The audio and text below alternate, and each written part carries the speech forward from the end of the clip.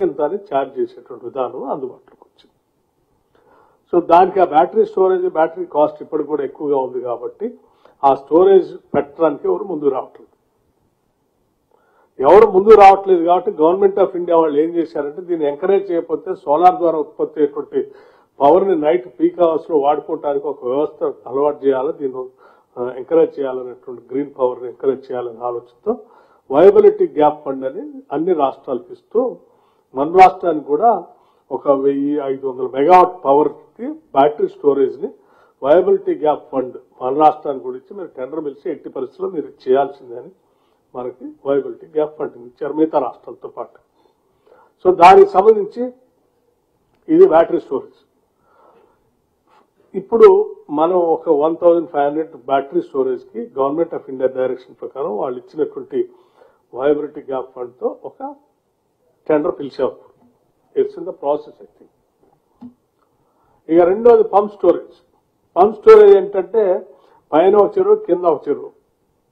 ఉదయం సోలార్ నుంచి పవర్ వస్తే ఆ పవర్ తో కిందలో చెరువులో ఉన్న నీళ్ళన్నీ పైకి పంప్ చేసి ఆ పైన చెరువులో ఉన్న నీళ్ళని అట్లే పెట్టుకొని రాత్రి పీక్ అవర్స్ వచ్చినప్పుడు ఆ నీళ్ళని కిందికి వదిలితే మధ్యలో ఉన్నటువంటి పంప్స్ తో అది పవర్ జనరేట్ అయ్యి నైట్ కూడా మనకి హైడల్ పవర్ అందుబాటులోకి వచ్చినట్టు దీన్ని పంప్ స్టోరేజ్ అంటారు. అంటే పగల అందుబాటులో ఉన్న తక్కువ ధరతో సోలార్తో నీళ్ళని పైకి పంపించడం, రాత్రిపూట పీక్ డిమాండ్ ఉన్నప్పుడు ఆ పైన చెరువులో ఉన్న నీళ్ళని కింది చెరువులో కుదులుతూ మధ్యలో ఉన్నటువంటి పంప్స్ ఈ రొటేట్ అయ్యి పవర్ జనరేట్ కావడం. సో ఇది ఈరోజు పెద్ద ఎత్తున దేశంలో ఒక నూతన పంప్ స్టోరేజ్ అని తీసుకొని వచ్చి దీంతో ఏంటంటే అష్యూర్డ్ పవర్ అందుబాటులో రావడానికి అవకాశం ఉంది. బ్యాటరీ స్టోరేజ్ 4 to 5 అవర్స్ ఉన్న ఈ పంప్ స్టోరేజ్ దాంట్లో దాని కెపాసిటీని బట్టి, నీళ్ల కెపాసిటీని బట్టి, చెరువు కెపాసిటీని బట్టి ఎన్ని గంటలైనా పెంచుకోవడానికి అవకాశం ఉన్నటువంటి వ్యవస్థ. దీనికి మోస్ట్ సూటబుల్ రాష్ట్రాలు ఈ దేశంలో ఏమున్నాయంటే Telangana is one of the most suitable state. ఎందుకంటే ఇక్కడ కొండలు, గుట్టలు, ఎత్తులు, పల్లాలు ఎక్కువగా ఉన్నాయి. అటు ఇటు 2 నదులు, జీవనదులు ఉన్నాయి. అంటే వాటర్ స్టోర్ చేసుకొని పైకి పగలు సోలార్ పవర్ తక్కువ ధర ఉన్నప్పుడు పైకి పంప్ చేసుకోవటం, రాత్రిపూట కొండలు కట్టుకున్న దానికి కిందికి వదిలితే నీళ్ళు మళ్ళీ కరెంట్ ఉత్పత్తి. సో ఇది గ్రీన్ పవర్ గానే ప్రపంచం అంతా. దీంట్లో ఎవరు ముందు ఉన్నారయ్యా మరి ఇక్కడ మనకు మంచి అనుకూలమైన అవకాశాలు ఉన్నాయి, గత 10 ఏళ్ళు ఎందుకు ప్లాన్ చేసుకోవాలంటే చేసుకోవాలి. కానీ పక్కనున్న ఆంధ్రప్రదేశ్లో మాత్రం రాయలసీమలో మళ్ళానే కొండలు గుట్టలు ఉంటే ఆడ ఒకటి పెట్టుకుని పిన్నాపురం దగ్గర వాళ్ళు పంప్ స్టోరేజ్ ఆల్రెడీ పెట్టేసుకున్నారు. ఆ ప్రొడక్షన్ కూడా వచ్చేసింది. సో ఇది మిగతా రాష్ట్రాలు కూడా పెద్ద ఎత్తున ఆల్రెడీ చాలా రాష్ట్రాలు స్టార్ట్ చేసుకొని చాలా ఫాస్ట్ గా ముందుకు వెళ్ళిపోతా ఉన్నాయి. బట్ వేరే తెలంగాణ స్టేట్ మాత్రం వీఆర్ బిహైండ్ ఫార్ ఇప్పటివరకు స్టార్ట్. ఈ రెండు అత్యంత అవసరమైంది. ఎందుకంటే సోలార్ పవర్ తక్కువ ధరకు దొరుకుతుంది మిగతా థర్మల్ పవర్ పోల్చుకుంటే. ఓ సందర్భంలో సోలార్ పవర్ రూపాయికి కూడా దొరికింది. తక్కువ టైం చూసుకుంటే ఒక్కోసారి 16 పైసలు, 25 పైసలు కూడా దొరుకుతుంది. సో అటువంటి దాన్ని మనం ఈ బ్యాటరీలో స్టోర్ చేసుకుంటాం, లేకపోతే ఈ పంప్ స్టోరేజ్ దాంట్లో చేసుకుంటే తక్కువ ధరకే పవర్ మనం అందించడానికి అవకాశం ఉండేటువంటి పరిస్థితిని మనం అందుకోలేకపోయాం, ముందుగా ప్లాన్ చేసుకోలేకపోతాం. వచ్చిన అందుబాటులో ఉన్న టెక్నాలజీని, అందుబాటులో ఉన్న జియోగ్రఫికల్ కండిషన్స్ తెలంగాణకి నాట్ ప్లాన్. సో ఈ గవర్నమెంట్ వచ్చిన తర్వాత అసలు స్టేట్ లో ఎక్కడెక్కడ ఏ సైట్స్ అవకాశాలు ఉన్నాయో ఒక స్టడీ చేసి ఒక రిపోర్ట్ ఇవ్వని చెప్పి ప్రపంచంలో ప్రసిద్ధిగాంచినటువంటి కొన్ని కంపెనీస్ లైక్ డెలైట్ లాంటి వాళ్ళది, ఇంకోటి ప్రైస్ టాటా వాళ్ళకి ఇచ్చే స్టడీ చేసి ఒక రిపోర్ట్ ఇవ్వని ఇచ్చాం. మొత్తం వాళ్ళు 10 నుంచి 12 సైట్లు most eligible for pump storage లాంటి వాటికి మంచి చేసుకోవడానికి తెలంగాణలో అవసరం ఉందని చెప్పి స్టడీ చేసి వాళ్ళు రిపోర్ట్ ఇచ్చారు. These are the 2 things. లేకపోతే ఎనర్జీ స్టోరేజ్ అడిషన్స్ ఏంటి సెంట్రల్ ఎలక్ట్రిసిటీ అథారిటీ ప్రకారం అవసరం ఉన్నది, ఎంత అవసరం ఉందనేది కూడా స్పష్టంగా 29-30 కల్లా ఈ కెపాసిటీ అడిషన్ క్యుములేటివ్ మనకి 7,366 మెగావాట్స్ కావాల్సినంత చేయాల్సిన అవసరం.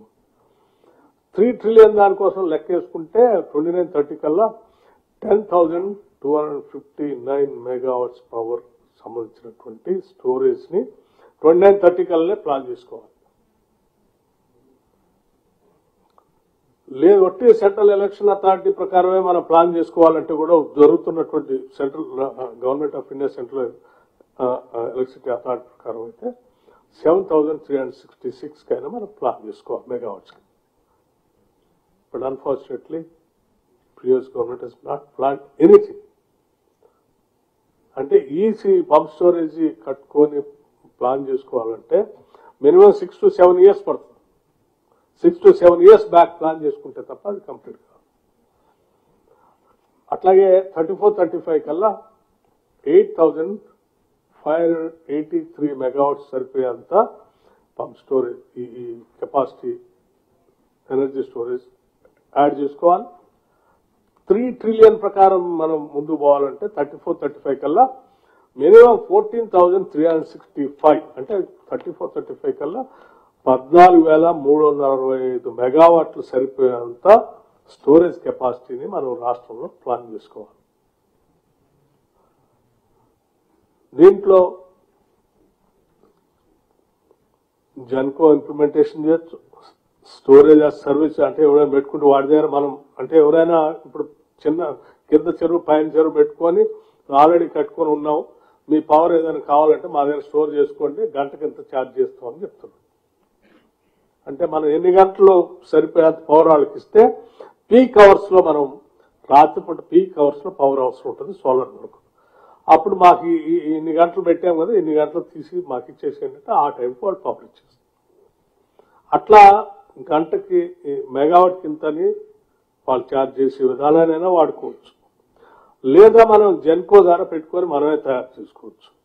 లేదా పబ్లిక్ ప్రైవేట్ పార్ట్నర్షిప్ అంటే పబ్లిక్ ప్రైవేట్ పార్ట్నర్షిప్ తో కట్టి over period of time government handle చేసేటట్టు కూడా చేసుకోవచ్చు.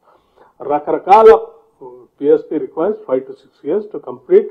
For example Pinnapuram Greenko project దీనికి సంబంధించి నాకు తెలిసి 6 years 7 years పట్టింది కంప్లీట్ చేయడానికి. ఆల్రెడీ వాళ్ళు ప్రొడక్ట్స్ వచ్చేసింది, వాళ్ళు అమ్ముకుంటున్నారు, వాళ్ళు చేస్తా ఉన్నారు, వాళ్ళకి అందుబాటులో కూడా వచ్చింది. PSP కంపారిజన్ ఈ contracted capacity Telangana 0, installed capacity with in the state అది 0, రిక్వైర్డ్ అడిషన్స్ మాత్రం 7,366 కావాలి కానీ 0 ఉంది. ఈ 29-30 కల్లా 7,360 కావాలి 0 సెంట్రల్ ఎలక్ట్రిసిటీ ప్రకారం. సో మిగతా రాష్ట్రాల్లో వాళ్ళకు కూడా ఎంతెంత ఎవరు కావాలి. మహారాష్ట్ర ఆల్రెడీ 250 చేసుకుంది, ఇన్స్టాల్డ్ కెపాసిటీ 400 ఆల్రెడీ ప్రోగ్రెస్ లో ఉంది. తమిళనాడు 400 చేసుకుంది, ప్రోగ్రెస్ లో 400 ఉంది. కర్ణాటక కూడా లేదు, చేయలేదు. ఆంధ్రప్రదేశ్ ఆల్రెడీ ఇన్స్టాల్డ్ కెపాసిటీ వచ్చేసింది